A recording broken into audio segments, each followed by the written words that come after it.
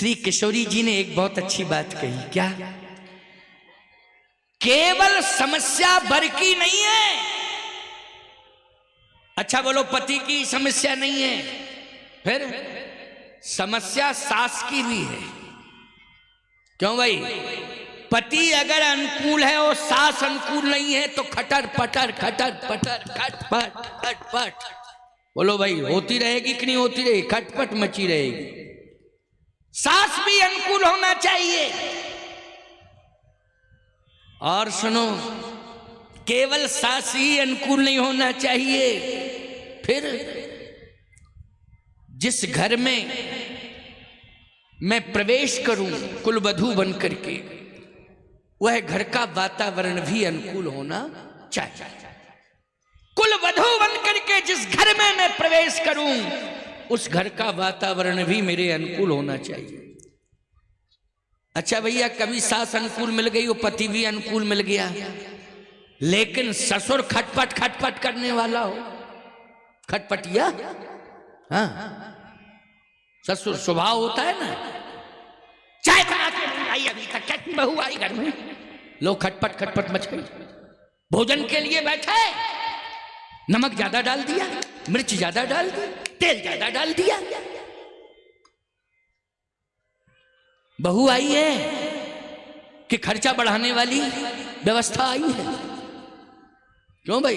बहू आई कि खर्चा बढ़ाने वाली व्यवस्था आई? पूरा खर्चा, कितना तेल डाल दिया, देखो कितना खर्चा हो रहा है। नहीं नहीं नहीं, बहू नहीं आई, तुम्हारे घर में बेटी आई है, ऐसा मानो। तुम्हारे घर में बहू नहीं आई है, तुम्हारे घर में बेटी आई है। और याद रखना, जितना अपनी संतान के लिए उदार बन जाते हो, वैसा ही दूसरे की बेटी बहू बन करके आई है, उसके लिए भी उदार बन जाओ प्यारे। किसी भी प्रकार से कोई टिप्पणी करने की आवश्यकता नहीं है। आप कहो महाराज ठीक है हम उदार बन जाएं, लेकिन नमक ज्यादा डाल दे तो भूखों मरे क्या? वो खाने लायक माल भी बर्बाद हो जाए, तेल मिर्च खटाई सब बर्बाद हो जाए, खाने लायक नहीं, नमक ज्यादा डाल दिया, इसके लिए कौन जिम्मेदार होगा? इसके लिए कौन जिम्मेदार होगा? आप हैं जिम्मेदार। आप ही कहेंगे बहू बहुत अच्छा भोजन है और सब मामलों में तुम कंजूस हो, लेकिन नमक डालने में बड़ी उदार हो। क्यों भाई? शर्मीली बहू शर्मिंदित हो जाएगी, कहेगी कि नहीं नहीं अब हमें परिवर्तन करना है। बोलो भाई, परिवर्तन करना है, नमक दूसरे दिन सही तरीके से पड़ेगा भोजन में, परिवर्तन हो जाएगा। लेकिन एक बात मैं बहुओं से भी कह रहा हूं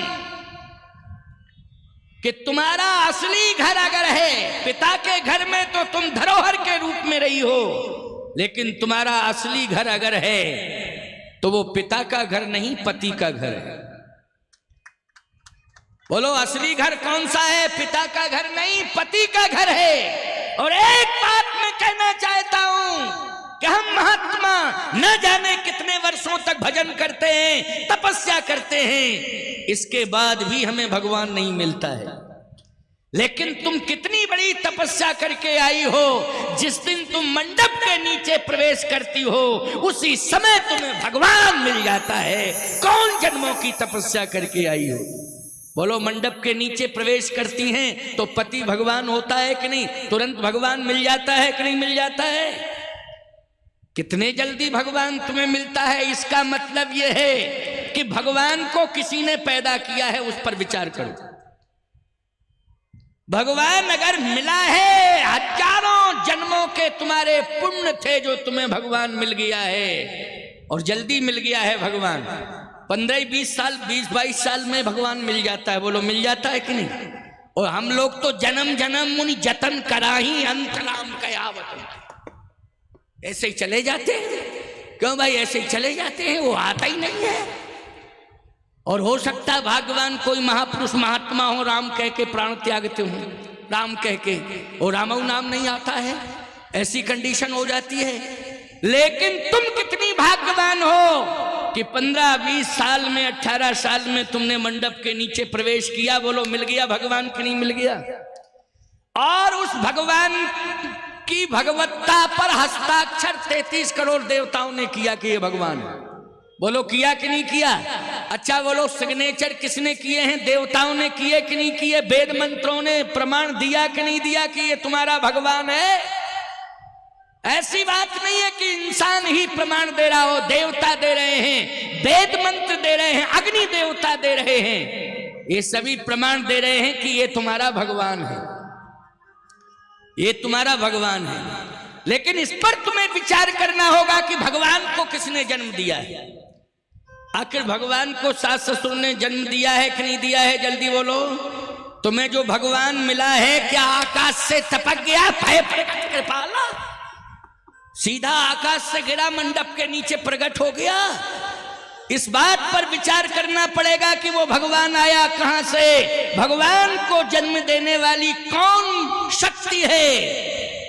भगवान को जन्म देने वाली तुम्हारा भगवान, हमारा भगवान नहीं है वो, याद रखना, वो तुम्हारा भगवान है। तुम्हारे भगवान को जन्म देने वाली महाशक्ति अगर कोई है तो वो सास माता है। बोलो है कि नहीं? सास ससुर हैं, इन दोनों ने तुम्हें भगवान दिया है। तो जिन्होंने तुम्हें भगवान दिया है उनके प्रति तुम्हारा समर्पण अवश्य होना चाहिए, ये हमारा शास्त्र कहता है।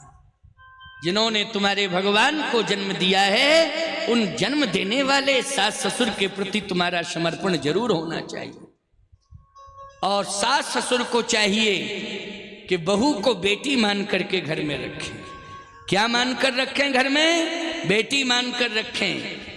अरे तुम दूसरे की बेटी को यदि बेटी मान करके घर के अंदर रखोगे तो तुम्हारी बेटी भी बहू बन के जहां जाएगी उसे भी बेटी जैसा प्रेम मिलेगा उस परिवार में। याद रखना, तुम्हारी बेटी को भी बेटी जैसा ही प्रेम दूसरे के परिवार में मिलेगा। लेकिन तुम्हें ये विचार और ये व्यवहार और ये उदारता अपने जीवन के साथ स्वीकार करनी पड़ेगी, तब संभव है। मैं संतुलन की बात कर रहा हूं। बोलो कर रहा हूं कि नहीं कर रहा हूं? सुनिए, सहज अपावन नारी पति सेवत शुभ गति लहई, अस गावे सुतिचार अजहू तुलसी का हरि प्रिय। प्रमाण है ये, अजहू तुलसी का हरि प्रिय।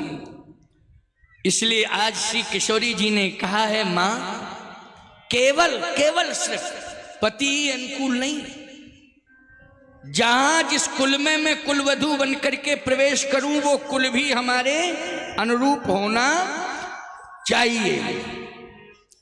तो याद रखना, गौरा जी ने ऐसा वरदान दिया काहे सीते, इतनी बड़ी अनुकूलता होगी कि तुम 4 बहनें हो, जहां पर तुम्हारी ससुराल होगी वहां 4 भाई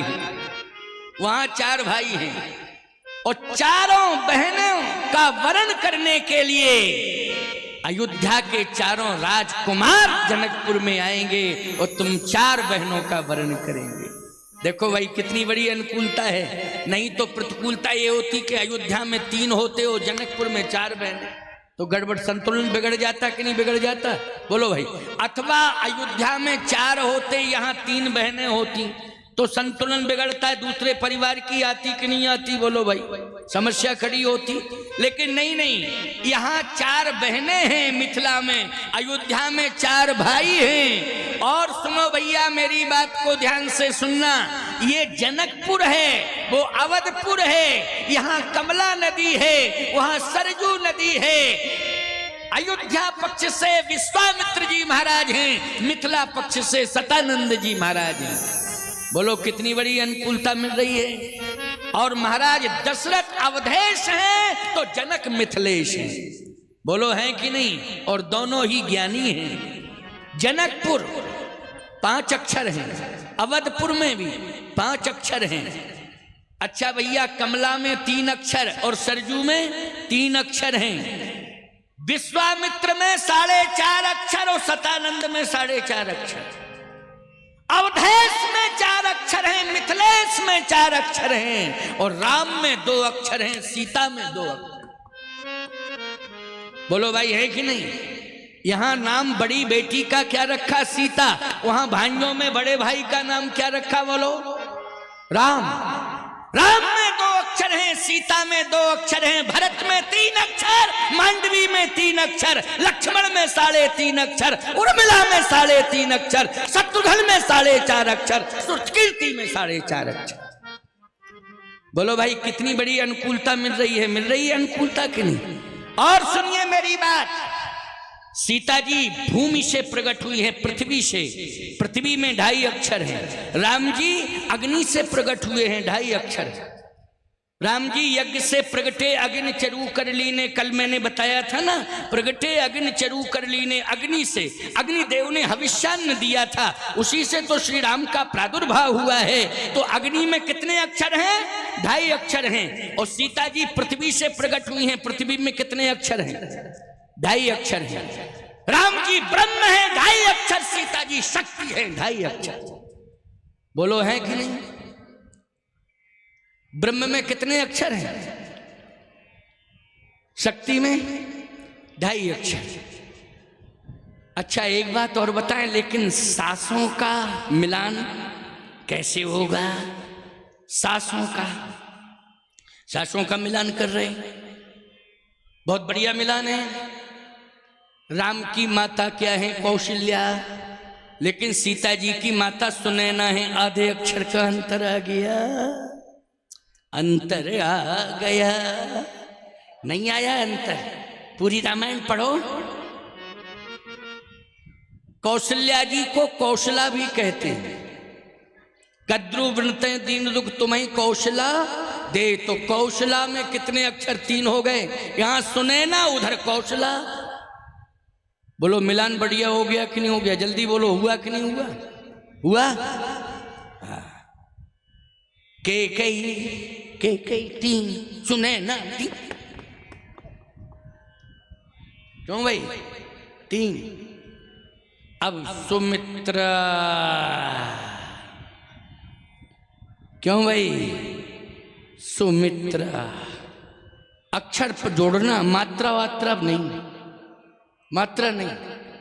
सुमित्रा, सा मात्रा। 3 हुए कि नहीं हुए?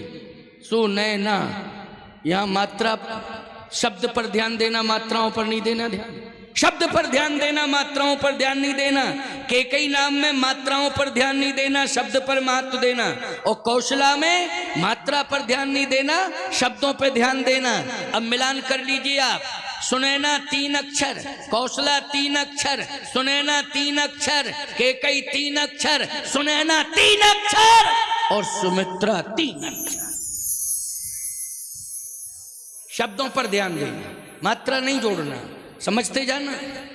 बोलो इतना बढ़िया विधान, इतना बढ़िया मिलान कहीं हुआ है? कभी हुआ हो तो बताओ। लेकिन किसके आशीर्वाद से हुआ है? गौरा जी के आशीर्वाद से।